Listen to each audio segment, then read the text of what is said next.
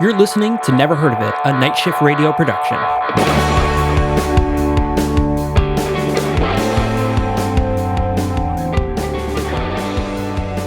That was a pretty damn good clap. We gotta acknowledge that right there. It was really good, right? We were really in sync right there. It was pretty fantastic. I was impressed. I'm impressed by our clap abilities.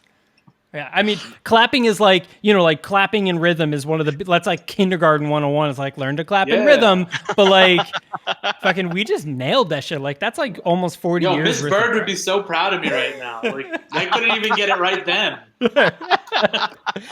So my mom tells this story all the time, and I don't remember it. My mom tells me the story of my very first day coming home from kindergarten. She asked me like, how was kindergarten? Like, what did you like? What was great? And my teacher's name was Mrs. Waugh. I think I might be remembering her name incorrectly.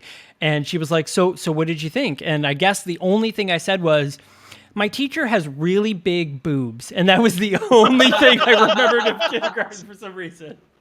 No more HBO for you. Yeah, no kidding. Seriously. But yeah, for some reason, that was my only, like, that's it. All right, I'm going to go outside and play. Deuces. Yeah. I feel like every episode, like your personality, like comes more and more clearly into focus. Like as I learn these little things about your childhood. Like, what did I get myself into? Right. There's so much trauma here. Oh man, it's terrible. Let me tell you. So that being said, hello and welcome to the Never Heard of It podcast. I'm your host, Michael Fight. And I am Caleb, the last of the old coys. And we have another special guest with us today. We have my good friend Micah. Micah, how you doing, Micah? Yeah, Micah Khan, someone you've never heard of. He said the name. Is the name of the show in the thing. Cool. Yeah. And the guest is a nobody. But Micah, you are an accomplished director and person. So give us a little biography real quick. Who are you? What do you do? Oh my God! So I'm a no budget filmmaker, not by choice. Fund my projects. I last year my short film Safe House won Robert Rodriguez's People's Network Showcase contest and it premiered on El Rey Network, and that was a pretty big deal. And then I just directed a short film, no budget short film called Meet Cute on Dance World that everyone seems to love. We got a great pull quote from David Benioff, the showrunner of Game of Thrones. He said, "Never seen anything quite like it before. I was smiling the whole way through. It was fresh, original, and it kicks ass." Bam! Hey! Oh yeah! Yeah. And then I just got word a few days ago that Lucasfilms watched it. I don't know. Yeah, crazy. That's awesome. I got an email from Kathleen Kennedy saying she liked it. So I was like, that's kind of fucking weird. You're like, cool, so, but like, obviously, now give me I'm money. Here still making, give me money, please. Like, right. Like I want a job so bad, and nobody wants to give me one. No. Like, I am so broke. I just applied for a barista job. Come on, come on. Let's help a good director out. Like, come on. I mean, yeah. So if anyone's listening, please introduce me to your uncle, your aunt, yourself. I don't care, man. I'll talk to anyone at this point. Under any normal circumstances, I'd say there's no shame in slinging coffee, but like right now is not the time that you want to be doing No, I don't want to do it in a pandemic at all. But like, I got when the 31st run, like after the 31st, like I'm done. Like I got no income coming in right now. Yeah, like, the freelancer unemployment thing runs out on the 31st. I know a lot of. I'm in panic mode. I'm in panic mode about that. But other than that, I mean, like, I'm doing. That's me. I like making action movies, fantasy films, and musicals, and I'm trying my hardest to do all three in one at some point. Hell yeah. Geez, I don't know if there's anything else. I have a script that's in the semifinals for the Greater American Script Contest right now. So if anyone wants to read it, hit me up on Twitter at MK_+ultra. Nice. Yeah, because he's another My Hero Academia which is fan. a play on My Hero Academia. Yeah, which is close to my heart. But yes, So we brought Micah on, and we were like, "Yo, like it'd be really cool. We're gonna and Caleb is actually responsible for today. Caleb was like, yo, we should watch this movie. Tell him your logic. I mean, it's good logic. So it's my turn to apologize. I was picking movies for this month and stumbled across what seemed like another can't lose. It's Jason Momoa, and it's werewolves. And I mean, what more do you need? Like, I actually didn't dig into it. Oh boy, did you lose! I didn't dig into it any further. I'm like, this is it. This is all I need to know about this movie. I needed to know a little more. Knowing a little more would have been very helpful. I needed to know a lot more. I needed to know how bad this movie was. I needed to know so much more. This movie actually sent me spiraling into like a little depression. Like I watched it and literally posted a video of me just like crying in bed because I'm like, this project got funded. Meanwhile, I'm sitting here like trying to find a factory job. Meanwhile, this fucking werewolf movie got funded with Jason goddamn Momoa in it.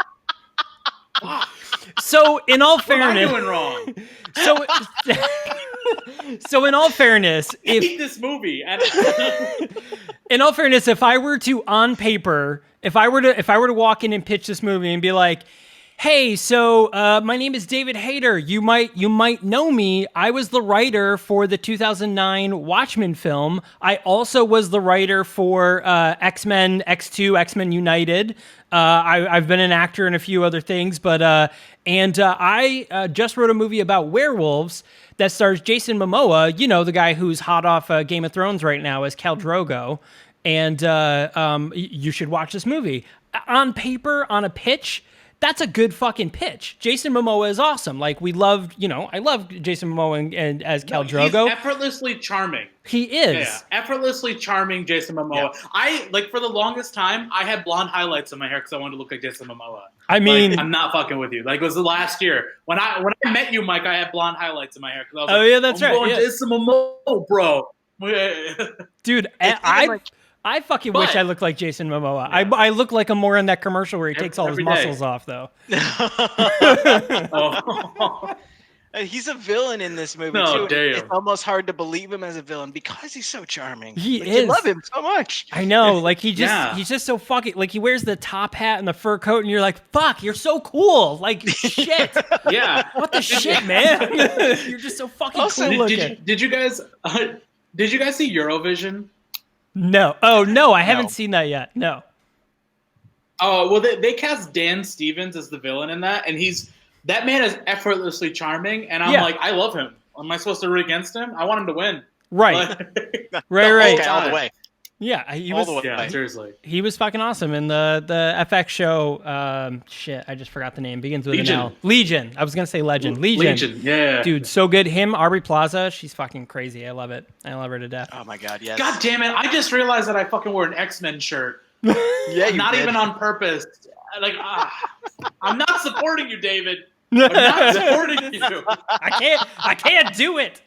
I know, but again, like, are you kidding me? Watchmen was a huge fucking success. X2 was a huge success, and X2 is, I would say, arguably one of the best X-Men films. So, like, again, on paper, this is a can't-lose scenario, but then it's fucking... You know, you get the guy from Monster Trucks, Lucas Till. I mean, he was in the later X-Men. He plays Alex Summers. He was my boy Havoc, which I think was just an absolute tragedy that they wasted Havoc in the way that they did in those movies. Yeah. Now that's not to say that those the later trilogy was bad, or are there 4 movies now? I can't even keep track. The First Class storyline. Yeah. There were some interesting things done in that. Yeah. But I hated the way that they handled some of the characters. Like, Havoc's always been one of my favorites, and I think he was just kind of like thrown in there in a way that he shouldn't have been. And that's another podcast. That's the Super Pod Hero podcast. I will happily talk to you about that movie next time. Yeah. You can go on one of our other podcasts, the Super Pod Hero Cast, another night shift radio show. The Super Pod Hero Cast, they do movies that were comic books that became movies. So I'm pretty sure they've already done X-Men. We'll have to double check because there's like 6 X-Men's and I don't know how many they've done. But yeah, so anyways, the film we did was this movie called Wolves. It's a 2014 film, again, directed by David Hayter. It is currently available streaming for free. Again, this is another movie that after watching it, I'm like, Tubi owes me money for watching this. Like, I deserve all your ad revenue from watching this film. You pay me for this. But Tubi TV, for free, no sign up. You can go and watch that film. Great site. Tubi's a great site. It's free on Vudu too. Oh, it's free on Vudu. It's free on Vudu too. I don't know if you guys are. Yeah, Vudu. We've used Vudu That's before. Where I watched it. Yeah, Voodoo's a cool company. We've used them a few times for films. I think we use them for The Love Witch, right? That sounds right. Yeah. Yes, I know we've used them at least once. Yeah. Yeah. Also a great free service. So we watched this movie called we struggled through this movie called Wolves. So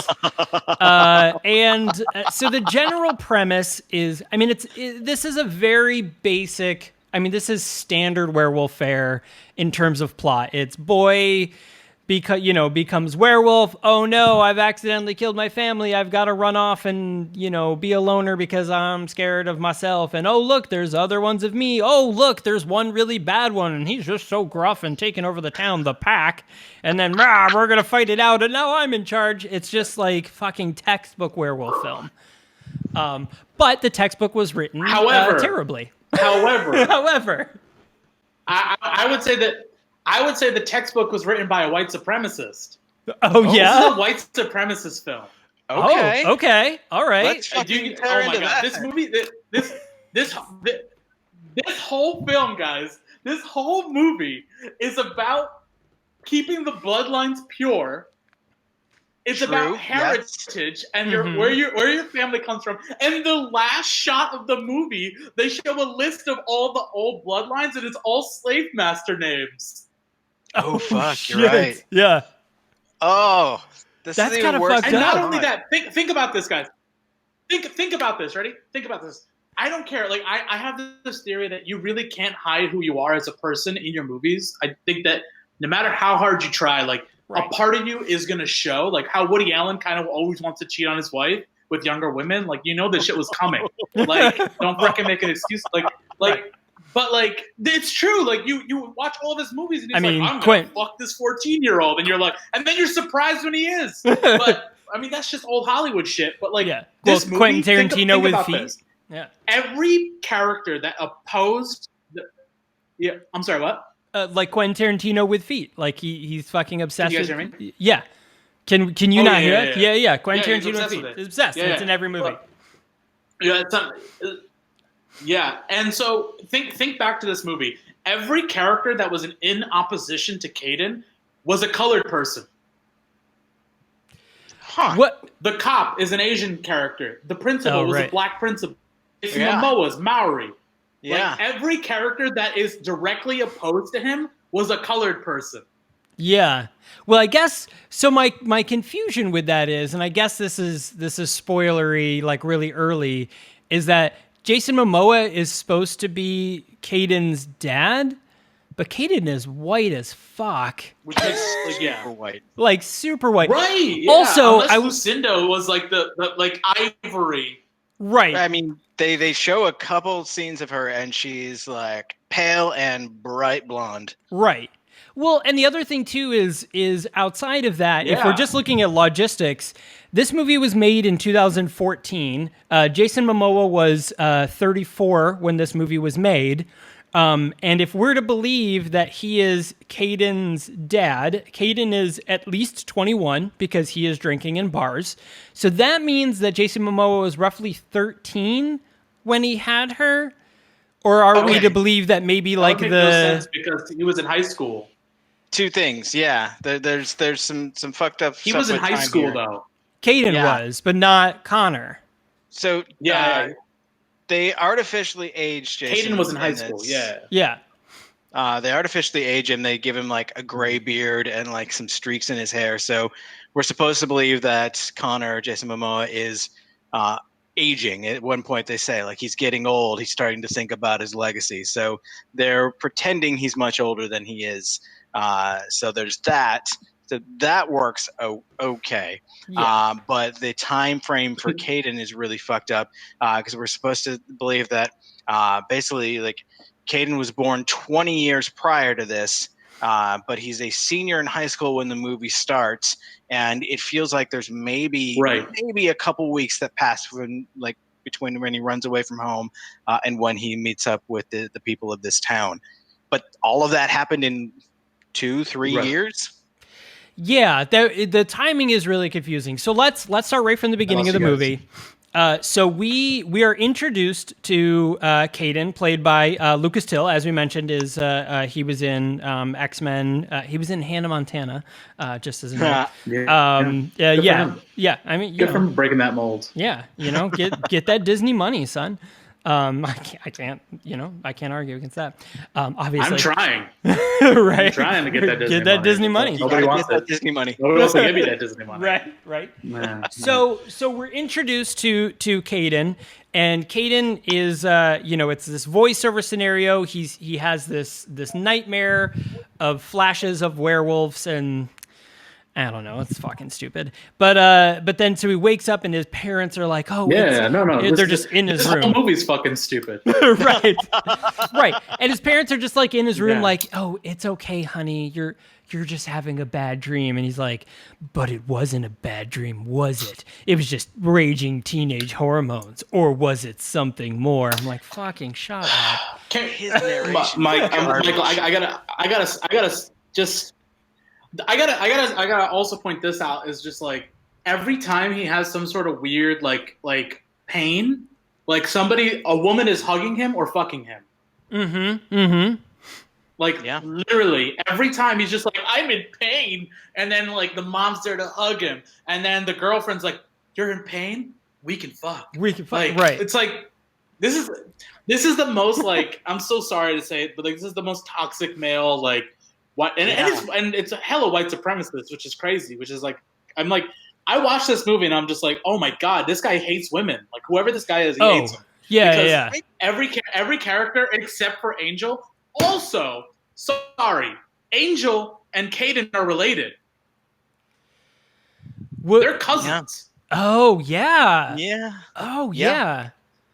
Damn. Because their bloodlines, like at the end of the film, it slowly like from the 1700s, it starts to show that they're mixing, and then right before like the 1900s, it's like they're related, they're cousins. Yeah. So like again, like the whole like Confederacy bullshit is there, man. Fuck your cousin, keep the bloodlines pure. Like it's crazy. Like this whole movie is insane that somebody greenlit this. Somebody like. Yeah. So again, like I said, on paper though, somebody was like, cool, whatever.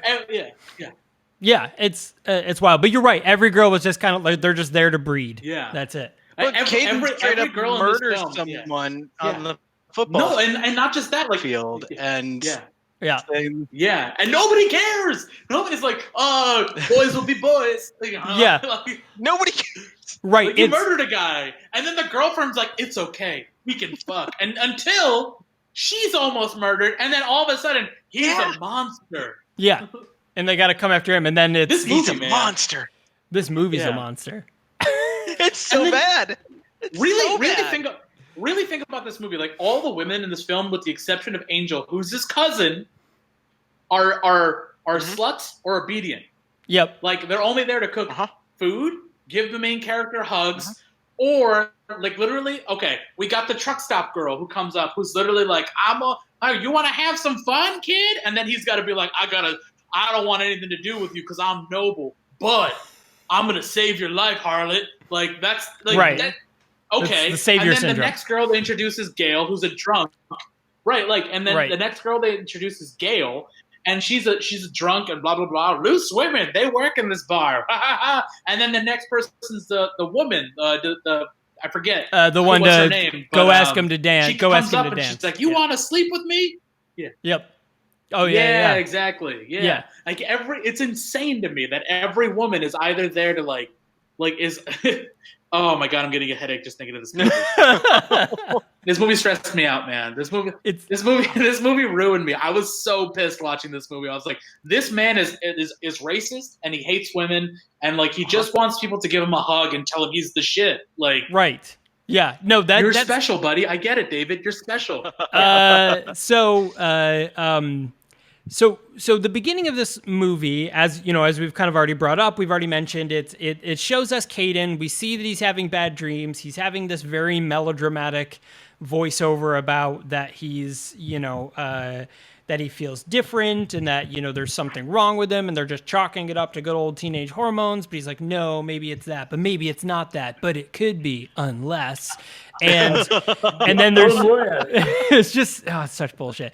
And then so we see the moment of he's on the football field and he's the star quarterback because of course he is. He's blonde and blue eyes, and he has this moment of anger. He jumps, he smashes the head in of this other player who is dead. Right, he kills this guy. Right, that's our assumption. Pretty sure he's dead. Like, I mean, brain dead. I don't know. If he's not dead, he's definitely severely brain damaged. Yeah, because Caden beats him so hard, his helmet caves in and his eyes go roll back in his head, and right. So he's basically dead-ish, and then he's not of the living. Yes, he is not. It's zombie football. That's another movie altogether. So he. That would have been a better movie. That would have been a better movie. We should have watched that instead. Zombie footballer. So instead, literally the next thing I'm working on is zombie football. So that's great. It's so funny to say that. So Caden goes home, and everyone's like, "No, it's okay." His girlfriend, he gets in the car with his girlfriend, and she's like, "It's okay. I'll give you a BJ. Everyone will be thinking fine." Right, but no, you're missing the part where he's like, "My head hurts." And then she's like, "You're in pain." That really turns me on. Right. Let me jump all over you. What was that about? It's fucking crazy. Dude, I'm telling you, the guy who wrote this only sees women as people who heal him. Yes. Yeah. Women are objects in one way or another. Yeah. So I'm telling you. So they get all hanky-panky in the car. He wolfs out, scratches her. She's like, "What the hell?" He runs off, goes home. Wakes up to find there is blood on him. His parents have been dismembered. Cops show up because, girlfriend calls the cops and they show up and then they're like, "Oh God." So he skips town. Asian cop shows up. Right. So, yeah. And so he skips town, and then this is where we talked about in the beginning where time gets kind of fuzzy because he has his super cool, camera mounted on the motorcycle as he drives over a backdrop of ever-changing landscape, and he's like, "Oh, I'm so fucking roguelike. Look at me, I'm a rebel, man." He did pass by St. Louis at one point, though. Yes, I saw that. It's funny you say rebel because this is definitely like a white supremacist film. Oh, yeah. He's very much a rebel. Oh, Caleb lives in St. Louis, by the way, so that's why it's fun that they show St. Louis. But anyways, so this is where time gets kind of fuzzy because in his voiceover in his travels, we mentioned that he runs into, at some truck stop, he runs into some woman who propositions him. He, white knights turns her down, but then sees that harlot, I must save you. Right. And then she gets in trouble and is being slapped around, and he's like, "Don't do it. They're crazy as dog shit." Right? Is that what she says? Bad shit. She says they're batshit. Right. Oh yeah. It doesn't matter. And so he, wolfs out and takes the one guy's hand or whatever and almost kills the other, and then he steals the bike and takes off. But and this is that, like, how long have you been doing this? Like, it kind of seems like you said it's been a few years, but also like timeline wise it doesn't seem that. But it hasn't. They're still running the news stories. Right, they're running the news, and then the girlfriend's like still against her locker. She's like, "He's adopted." Remember that whole fucking? Oh, right. Yeah. Okay. So, yeah, exactly. So throw that out there. So 4 days later, he arrives at this random bar, and he meets up. Wild Joe. Wild Joe. Yeah. So tell us about Wild Joe, Micah. Tell us about Wild Joe. I don't want to talk about Wild Joe because I thought he was the dumbest fucking character. And also, I gotta say, this is a spoiler. At the end of the movie, it turns out he's the villain all along, and I'm like, fuck you. Just fuck you. But how? But fucking how? Like, what did he meet him at every truck stop and be like, "You should head this way," wink, wink, up until he got him. I was following. Right. So, oh my God! Apparently, Wild Joe was the dumbest fucking thing. Apparently, one of his werewolf powers is super accuracy with a dart. Right. So when he's "I'll tell you which way to go," he throws a dart and it hits this town on the map. And Lupine Falls, because, you know, if I was a werewolf and I wanted to hide out somewhere, fucking Werewolf Falls would not be my first fucking seriously. choice. Like, seriously. Down to Wolftopia. Right. and then like, and then this is the dumbest, like, and then he fucking goes to this stupid ass bar, this werewolf bar, and like, there's that one actor who's overacting being a fucking werewolf, who's like on all fours, like giving it away, like fucking, I hated that guy. Whoever that guy is, fuck him. Don't cast Deke, him. I think is his character's name. Yes. Yeah, Deke is the master of ceremony later in in the old raping of Angela or Angel or whatever. Yeah. Oh my god. So man, this is the other thing. Is like this is the thing that pisses me off, and I'm sorry I'm going out of order here. And it doesn't. But like the whole story. What's a format? Like this, I don't give a this. So the whole thing is that like Jason Momoa is thinking about his legacy, right? He's like, I gotta think about my legacy. I gotta have a son, and then but there's a couple things that really piss me off. One, he's waiting for Angel to come of age, right? Like he's waiting for her to come of age. Meanwhile, Gail is already of age, right? And is her sister, and it is a pure blood. Like you're just a pedophile, like, right? You've been waiting for this teenager to come of age so you can finally fuck her? Oh my god, you pull a straight Woody Allen there. Buddy, right. David, are you okay? 100%. I will help you. Yeah. Oh my god. It's super fucking weird. So after he meets the whole fucking John Wills, right? Crazy John? What the fuck's his name? I've already forgotten it. Joe? Who's the bag? Wild Joe. Wild Joe. Wild yeah. Joe. He was irrelevant. So Wild Joe puts on this show at some random bar, and then he pulls the whole you fucking know what's up, and blackjaw blah here, throw a thing, and he's like, oh, I gotta go to this place, and then he magically disappears, even though he can barely fucking walk. I don't know how he disappears in an instant. He couldn't even run away. He couldn't even run away. He even says like, I can't walk too good, but I'm still strong. He'd be like, motherfucker, you literally disappeared in an instant in a crowded bar. Yeah, you Batmaned away, and all of a sudden it was fucking. Okay, fucking. And he's on the roof next time we see him. Right, he's on the fucking roof. And How did he get up on the roof? Yeah, right. Seriously. Oh my god. Oh my god. So he fucking Batman over here. He's just Batman all over the place. So we get our intro of like, okay, obviously this is where the other werewolves are. So he gets there, and we have a lot of like confusing moments of like oh, you're different. Like nobody just, like that's the thing. First off, Caden is surrounded by a bunch of people who are fucking acting like werewolves. They're not being like, and he's They're like, not being subtle at all. No, and he's just like, I'm in Lupine Falls, which we learn later that he knows what lupine means. He knows it means wolf. Right. And he's at this place. He already knows that Wild Joe is a werewolf. And all these people are acting like fucking werewolves. And he's still at this bar, and he's like, gee, it's kind of weird here, but I've got to keep my identity a secret. I don't need anyone knowing I'm a werewolf in this fucking werewolf bar.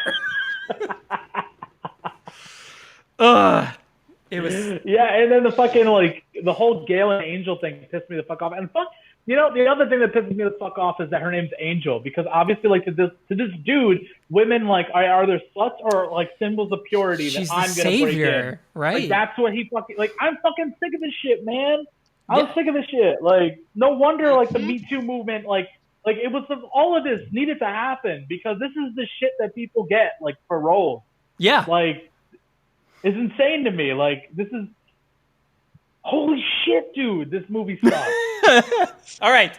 With that being said, we're going to take a quick break and hear from our sponsors. When we come back, we're going to finish the movie. I don't know. We'll talk about we're up and down already. Hanging out with his uncle, and then the fact that fucking his cousin. That Connor's last name is Slaughter, and that doesn't ring any bells or any red flags. But before we do, it would be super awesome if you guys could go ahead and subscribe to the show on whatever podcast you're listening to us on. And of course, leave a rating and review if that's a thing you're able to do. It's super easy, and it helps us out immensely, so that we can have awesome, cool sponsors and awesome, cool guests on, like Micah. But we're on the web. We have a website, Caleb. What is our website? Oh, yeah. Well, you can check our website out at thenahoit.com. That's THENHOIT.com, where you can see what we've got upcoming for the month, our schedule, and links to trailers, and links to where you can watch these movies streaming if they're available. And you can also check out all the other Night Shift Radio productions over at nightshiftradio.com/shows. Awesome. And then, of course, if you wanted to follow us on social media and tweet at us and be like, no, really, this movie was fucking terrible, or here's another movie you should watch, which happens to us frequently, you could go to The Nahoit Podcast. That's the NHOIT Podcast on both Instagram and Twitter. Feel free to send us a message or whatever, and, we'll add it to our list. I think September is all user-requested content. So it's a whole month of movies that people have requested that we view. And we're excited to see what kind of shit you're going to get us into. We're very excited. Yeah. And if you stumbled into watching this movie because of our podcast, let us know, and I will personally compose you an apology letter. I want it framed. We're going to have so many. Yeah. All right. Well, we're going to take a quick break. We'll be right back. Hello and welcome back. Thanks a lot for being along on this ride. Yes, Caleb. Journey. Totally unrelated.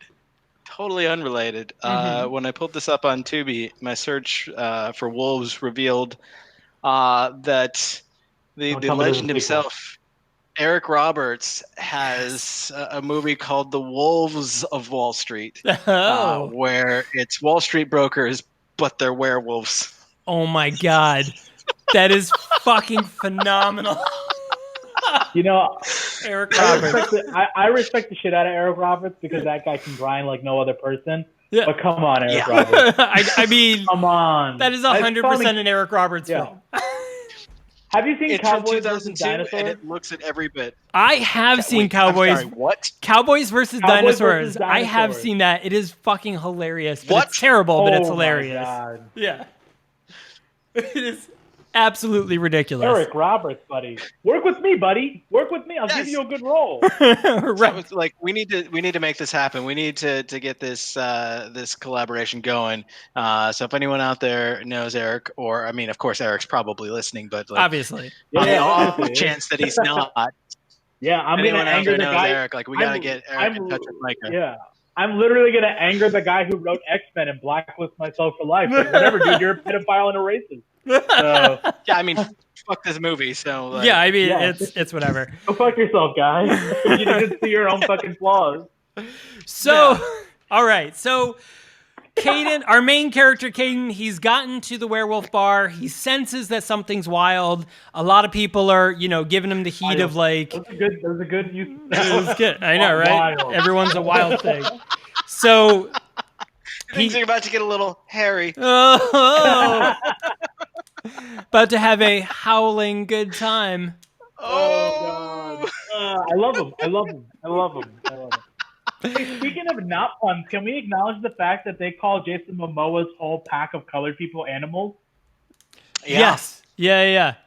I'll be honest, aside from Jason Momoa and the Asian cop in the beginning, I actually didn't notice any other colored people in this whole movie. 3 black people in Jason Momoa's group. Were there really? Okay.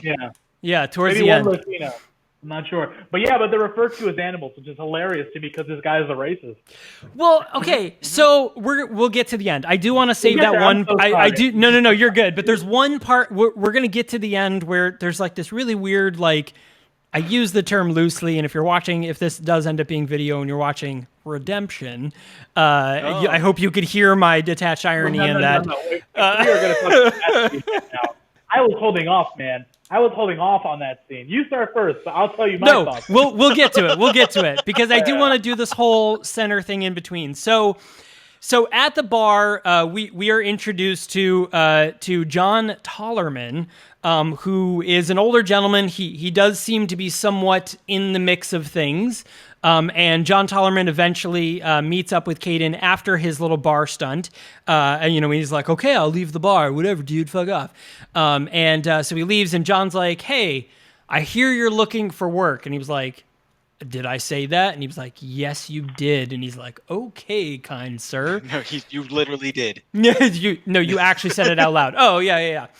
So John takes him in and hires him as a farmhand. We see them kind of having these really like father-son moments. It was really fucking weird because they happen really quickly. And then we learned that John turns out to be his uncle, right? Yeah, he's Lucinda's. No, he said Lucinda was his sister's girl. Great uncle. Oh, so he'd be his great uncle. Yeah. Okay. Because I was like, the dude's like at least 60 something. Like That makes sense. yeah. And none of the timelines make sense. No, they're all fucking all over the place. They're all related. Yeah. Yeah. It was. Yeah. I don't know. It was wild. Yeah. Stephen McHattie though, and he delivers a like. I love that actor. Over the top, over dramatic performance the whole way. So give it to him for that. I mean, there must have been some connection back to Watchmen because he was Hollis Mason in that. Yep. He was the only person like actually embracing the world. Like he was like when he spoke, like he was at the tone the movie wanted to be at, and everybody else was one foot in, 1 foot out. Yeah. And everybody thought they were there. Right. It's like even Jason Momoa's semi charismatic performance is kind of meta in a sense because you're like he's playing his brand, not his character. Right. The same way The Rock is the same person in every movie because he's not acting, he's selling his brand in every movie. You know? Yes. But like that guy, Hollis Mason, I forget the actor's name, but that guy, he's really good. He's the only one I believe that's in that world. Still racist character, but I don't blame the actors. I don't blame the actors for taking roles. Yeah, I mean, gotta get paid, I guess. But the writer, on the other hand, we are gonna blame him. And the director, Solid Snake himself, can go fuck himself. Yeah, well, so David Hayter was both writer and director for this, so he was all on it. So one thing to know, Solid Snake, if anyone likes the Metal Gear Solid, Metal Gear Solid, game, sorry. Yeah. So something to note about the budget of this film is that this was an $18 million budget, and its opening weekend in South Korea was $138,000. Yeah, its domestic gross was $12,000. That doesn't even pay for craft services in like 2 weeks. That doesn't even pay for craft services, and it's worldwide. It's $18 million. I made my last short film on $1,000. Right, it's wild. And worldwide gross was $491,000. So, well deserved. Well deserved. Well deserved. This is a shitty movie, guys. Yeah, I mean, oh man. Listen, Jason, if you want to work with me, I'll write you a great fucking role. Like, we'll use your brand in it if you want, man. Right. I mean, well, that's the thing. All these actors can feel free to reach out to me, and I will give them the best fucking role of their life. Well, get this whole cast together and put them in zombie football. It'll be fucking brilliant. It'd be fucking great film. Oh my God. It'd be fantastic. So that's the thing about people like Jason Momoa. You bring up The Rock. The Rock is a really good example. Is that they absolutely play that brand. They're that over-the-top character. Like, when you see Jason Momoa in a film, you go to see Jason Momoa. When you see The Rock in a film, you go to fucking see The Rock. Like, it doesn't matter. I don't even care what the movie is about. Like, it could be the most heart-wrenching, like, amazingly well-written movie in the world, but if it stars Dwayne the Johnson Rock. Dwayne the Hard Rock Johnson, so Dwayne the Rock Johnson or Jason Momoa, they better fucking act like Jason Momoa and The Rock, because that's what I want to see. Like, and great, sure, I'll cry my eyes out at those other scenes, but that's what I'm here for, right? I signed up for this, and you get that out of Jason Momoa. But the unfortunate part is that he definitely tries to make Jason Momoa be this like terrible, horrible bad guy. Like, he's unruly, like he's the wild, like, it's my way or I kill you. Right. Yeah. And that's how it is. So bold, as the Confederacy would say, these people need to be tamed. Yeah. Yes. Savage. Yeah, absolutely. And it's really frustrating because they paint this picture and everybody kind of paints this picture. So what we learn is very shortly after, John Tollerman eventually tells Caden is that his kid's sister, Lucinda, basically, she was in the town and she ends up being forcibly raped by Connor Slaughter. Fucking Connor Slaughter. Who names a character Connor Slaughter, for Christ's fucking sake? Once again, the way this guy sees women is insane. Oh, it's terrible. Well, that's the thing. So he Jason Momoa's character, Connor Slaughter, is a pureblood. He goes and he rapes Lucinda because he's like, we're keeping the bloodlines pure, and you're gonna give me an heir. And so he does that. And then, he doesn't know what happens. And what we learn is that what we're told is that Lucinda gives the baby up for adoption and then kills herself a few days later.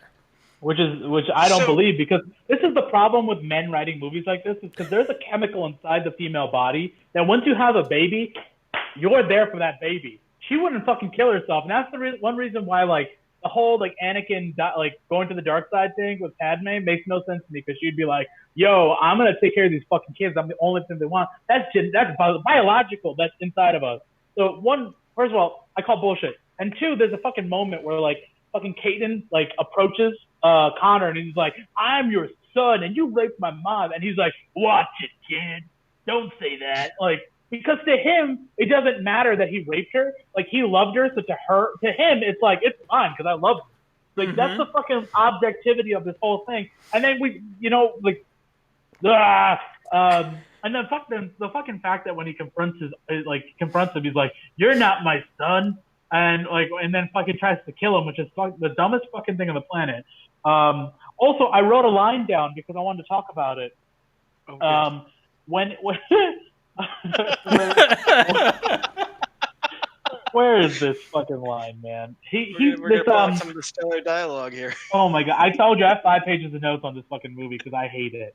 And I can't find where I wrote it. I should have written it down as a number. But the great uncle character says something about, like, when the bloodlines came over, they started breeding with the natives and thinning the breed.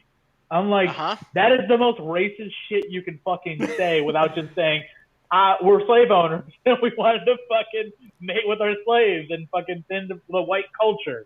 Like, holy shit! Like, do you guys realize, like, how much of this comes from a historical like context of like the way America is, like, and how slaves and racism have built this country? Like, this is insane to me. Like, this movie got greenlit, guys. This movie.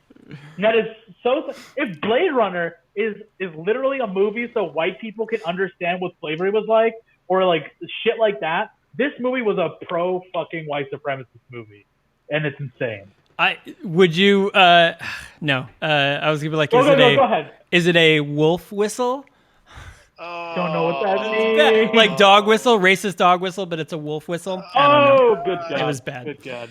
It was so bad.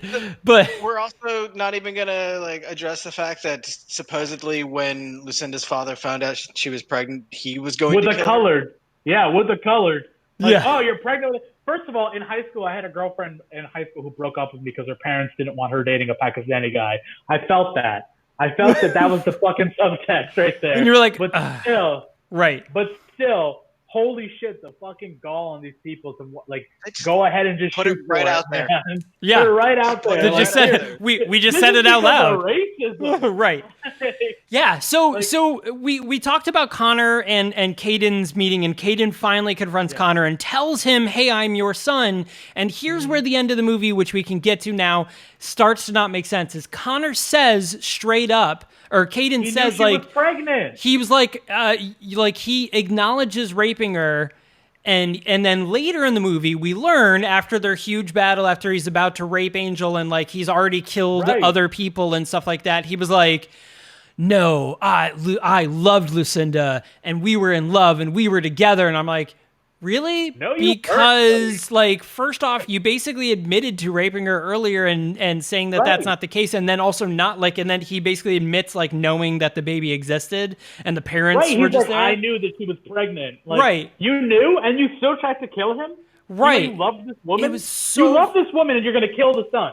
That makes fucking sense. And also, I don't fucking believe him because he's also established a pattern of wanting to rape people. Right. This is minutes after he literally is like on ceremony about to, like, when I say on ceremony, I mean literally on a fucking ceremony is about to rape Angel.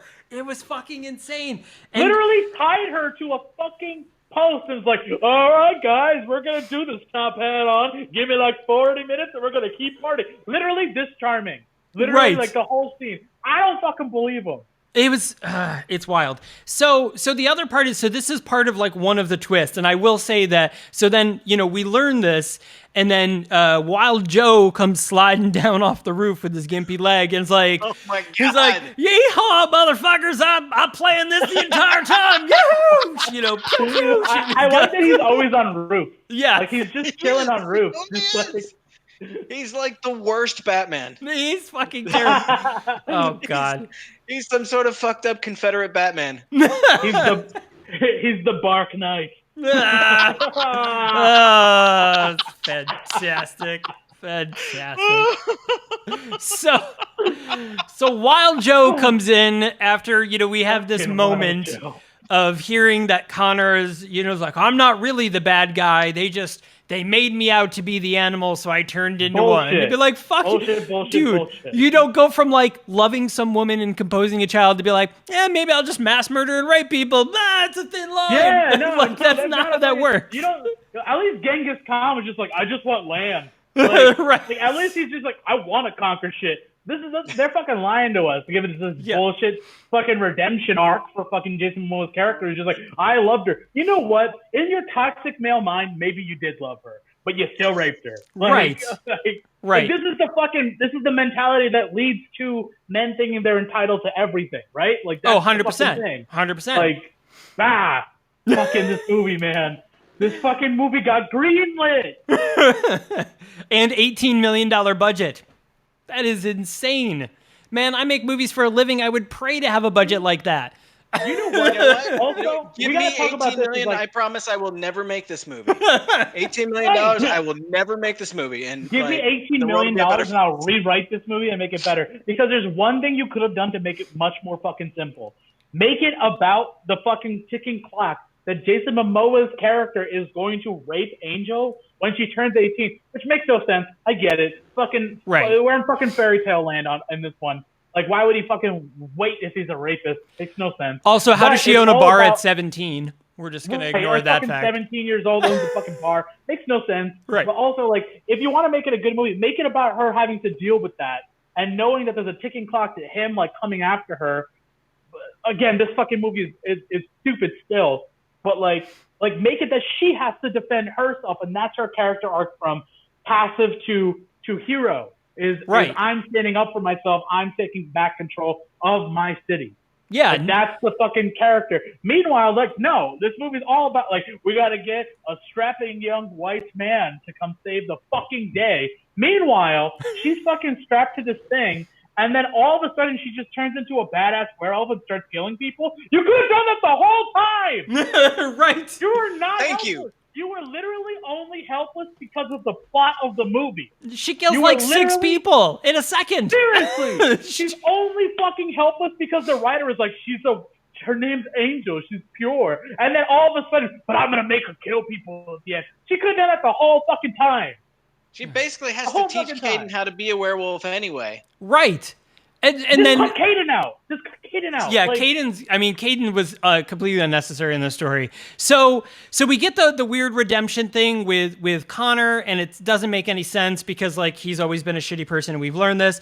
But then we learn the big reveal is that Wild Joe was the one that orchestrated this whole thing in the first place. That he was the one that killed Caden's parents and brought Caden back. They wanted to lampshade the issue. They wanted to lampshade Jason Momoa actually being a rapist and being like, but wait, there's a person who's worse. Right. Like, ignore the fucking falsity and the fucking false flag, the gaslighting of the statement of like, I loved her, I didn't rape her. They made me the villain, but okay, we're gonna kill him off because we got a bigger. He killed the parents. That guy. Right. He killed him. Like, be mad at him now. It's fucking stupid. It was very, very crazy. So then we get the whole scene, and fucking Yosemite Sam werewolf guy goes off, and then we get our. I said, because that's what he was like. Yeah, here I am, a werewolf. I got one eye, motherfucker. Here we go. Oh my god, guys! I forgot to mention. Did you guys? There's a line when they're walking through the corn, like him and an Angel, and there's a line where he's like, "I have this violence inside of me, and I don't know." And then she's like, "Have you ever asked yourself if it's a curse or a blessing? It's a gift to be violent." Like, yo, that's a call to action. That's a call to action for these fucking straight white dudes, man. Like, this is an incel movie. Like, but they actually get laid. And also, that's super. Oh, by the way, not only are they cousins, there's a super aggressive sex scene in it that makes no fucking sense. Yeah. Werewolf sex. I mean, holy shit, guys, I'm sweating from hating this movie. Don't forget the part where she gives him some actual sexual healing. Yes. Oh yeah, literally, dude. Literally, yeah. Come on, dude. He's like, oh, we're just gonna make out, and like your broken arm's just gonna heal. Like, and seriously, like I'm like, and also she gets on top of him while the uncle and the aunt are still in the room, and then they just quietly leave the room. Yeah. It's like, oh, well, they're just gonna fuck now. She's gonna give him some fucking healing, literally. Oh, gee. So I tweeted out this line when we recorded this episode, which was last week for those listening. God, yes. She says, this is word for word the line. My father, he was a world-class drunk, my dad.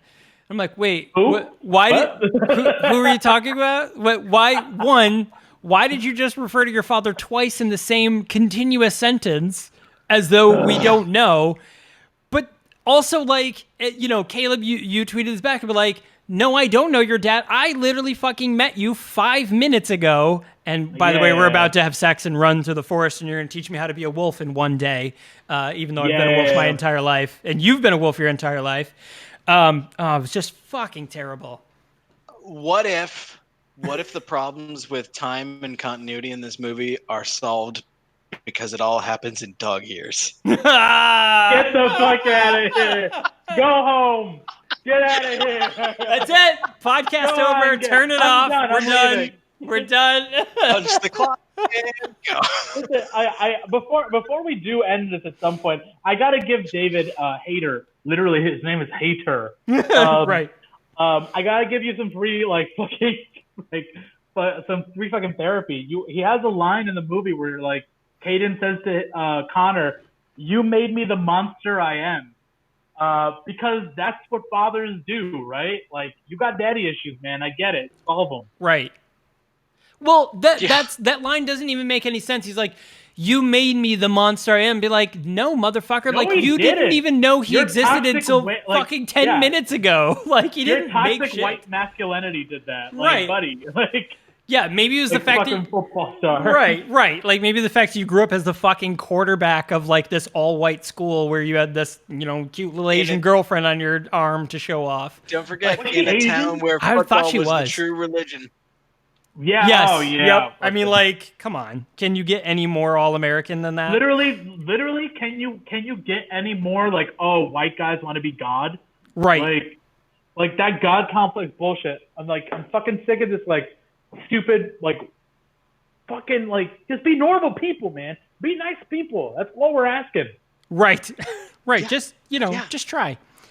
Just try. Like, sorry. Don't be shy. Like, I literally saw right through these racist undertones so fast because the whole world is seeing it now. Like, right.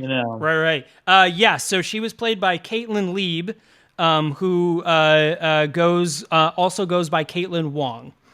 Okay. Yeah, which is her maiden name. So once again, then I will reiterate that it's the Asian girlfriend that goes against him. Another colored person's like, you were here to be mine, and now you're going against me. Right. I'm like, oh. And then obviously, like, the straight white, like, woman is his love interest is also his cousin. Because of course. So there's Wolves. I guess that's the end of the movie. What else? Do we need? I mean, should we even talk about this movie anymore? I don't even think it deserves more. I mean, the fact that they cut the slave masters' names at the end is insane to me. Like, how fucking more bold can you get than, like, fucking doing that? And also, like, what else the fuck do I have written here? Yeah, fucking Joe killed his family and made no fucking sense. Gail's still a drunk as they're driving away at the end of the fucking film. Yep. Makes no fucking sense. Like, what the fuck? Like, Gail, what? What was her purpose? No purpose? She was no purpose whatsoever. Just cut the character at that point. Right. Like, if she's just there to be just like your like little fucking, I don't know, man. Like, again, like, it's so crazy to me that this film is both like a toxic masculinity, fucking white supremacy, and pedophilia all in one movie is insane to me because they didn't even try to hide it. Oh yeah, it's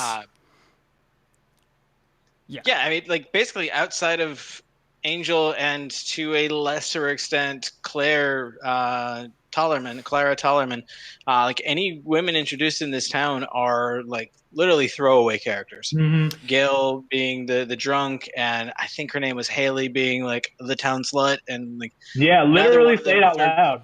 Yeah, well, and the other do thing, anything for the plot. They're just there to like basically be like stereotypes of like the bad women.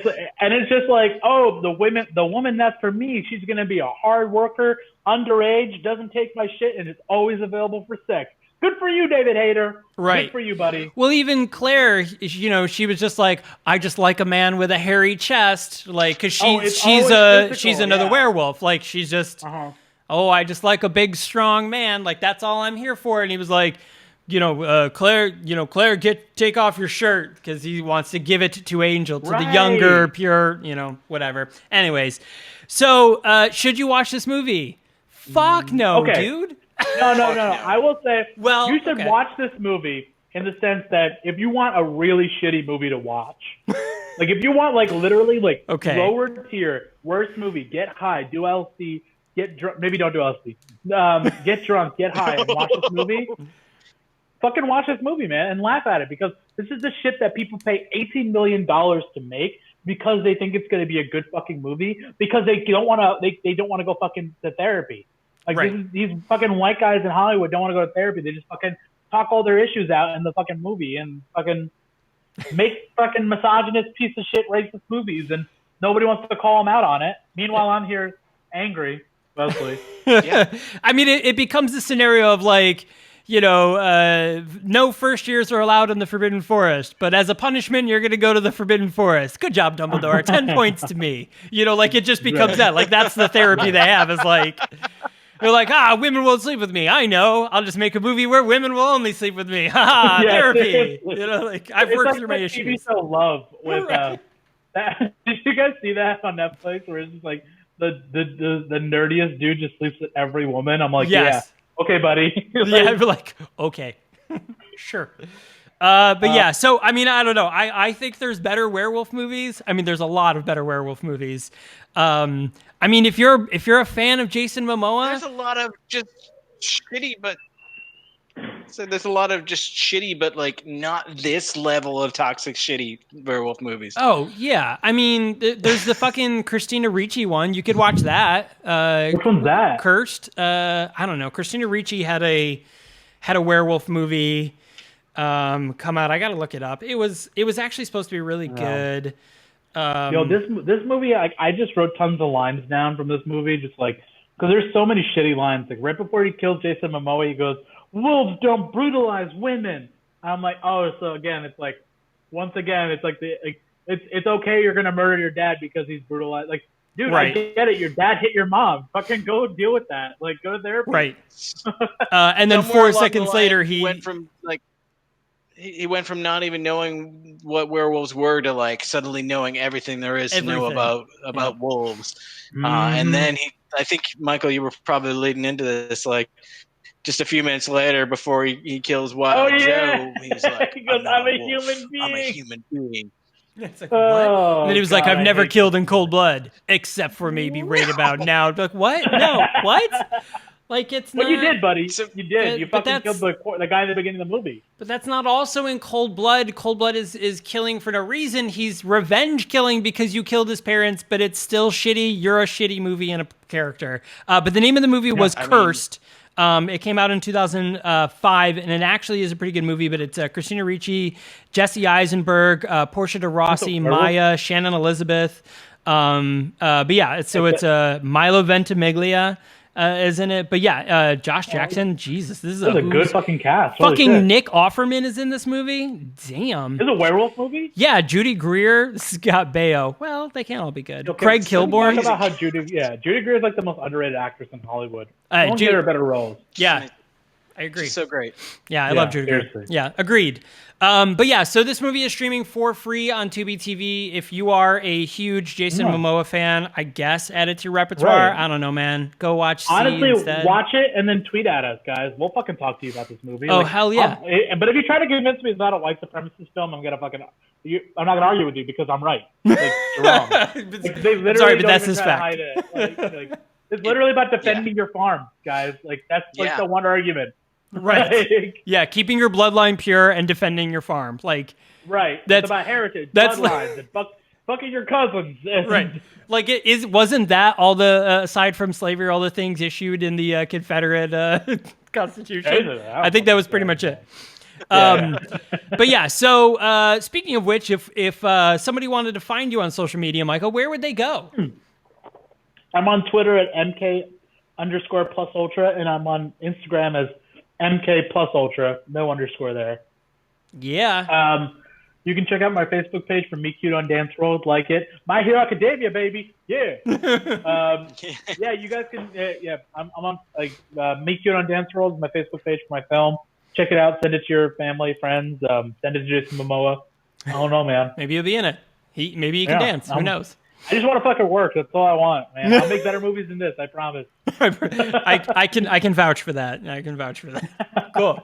So thanks a lot for joining us, everyone. We super appreciate it. So starting next week, yes, and starting next month, we have a whole month of drug-themed movies leading up to the release of a film from my production company. Well, not my production company, the production company I work with, American High, The Binge. The Binge is coming out on August 28th, and we're going to talk about it on August 31st with the writer, Jordan Van Dyne. He's going to come back, and he gets to defend a movie he made instead of a shitty movie we made him watch. But yeah, so stay tuned for all of August. It's going to be a high ride. No, that drug pun doesn't really work, but I tried it. Get the fuck out of here. It was pretty terrible. Watch this werewolf movie, guys, and fucking tweet at us. All right. See you all next time. Goodbye.